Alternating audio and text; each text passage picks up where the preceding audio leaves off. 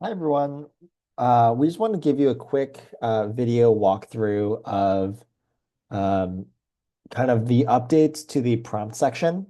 Um, there's been some customer clarification, and we really want to stress that this new style of prompt might be a little bit different than what you've seen in the past couple of months, but it's going to be extremely important to be aligned to this latest definition. So, at a very high level, what we've noticed is that too many prompts are completely unnatural, overloaded with constraints, overly templatized, and ultimately, and like this should be your sense check here, is not something that you would expect a user of, XYZ chatbot to actually use in a conversation. So if we look at these two prompts here, I can tell right off the bat that nobody will ever use these prompts in a real world situation. The reason being is that they're completely unfocused.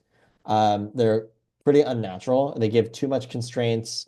They give too much background. They make too many requests. Um, and it's ultimately too tailored towards trying to simply break the model rather than actually, being realistic or kind of organic, which is what we're looking for. Um, but we'll dive into these in a second. I think you can see visually that there are, several sentences. They have several constraints. It's not exactly clear like what the main or core request is. There's a lot of extra detail about like my professor won't give me credit. Use headers here, use line by line here, so on and so on. And ultimately, it's a prompt that you really um, would not expect. I want to contrast that to real prompts that we collected from users of various chatbots to say like, what are some real prompts that people have used? You'll notice right off the bat they're significantly shorter. Most of them are one sentence or less. Some may not even be, complete sentences or really be complete requests. So like this last one here isn't even technically a full sentence. But it is a valid request that a real user would make when interacting with a chatbot, which is ultimately, again, what we're looking for. Um, I think to note these are, very focused. They have one central ask, and that's it. They might have constraints, and it's okay if they do have constraints, but compared to the prior examples, they're not overloaded, um, which is, significantly more organic, significantly more natural and realistic, and which is now what we are, completely focused on here. Um, I do want to stress that this does not mean that we are ignoring the task types. We still have to, match the task types completely. But I think we want to definitely stay away from prompts of this style.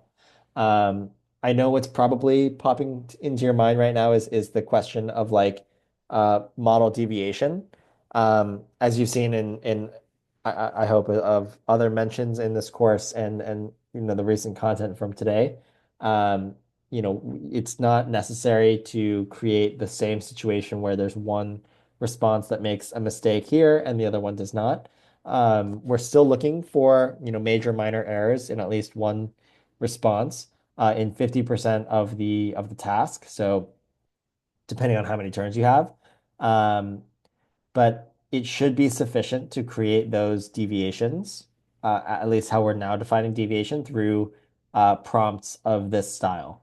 So these are some more couple real world um, prompts that it did in fact make deviations or that could yield deviations. Um, in the form of these major and minor issues. To conclude, I think the best way to think about these prompts and the best way to approach it is to really consider real world problems, real questions that you have, and create prompts based on that. We want to get away from these contrived artificial situations where we say, which are often overplayed, such as, I'm a student with a homework assignment, help me summarize X, Y, and Z, only use 200 words. We've probably seen hundreds of those examples. Instead, we want to opt for something more realistic, more real world, phrased in a way that someone might actually write into a chatbot. Um, these should look very different and probably do look very different than, a typical task prompt that you might have seen in the past or that you might have submitted. And it should definitely be more direct, more blunt, more to the point, potentially more informal. Um, Another characteristic that I'll call out before wrapping up here is that these old style of prompts that we want to get rid of oftentimes had too formal of language. They would say, please can you summarize this paragraph and then could you maybe add headers? Um, what you'll notice from these more realistic and real world asks is it's very much to the point. It's summarize this paragraph. It doesn't say like, please, could you do this? Please, can you help me with this? Um, and so ultimately, we want to have prompts that are completely realistic to what someone might actually say.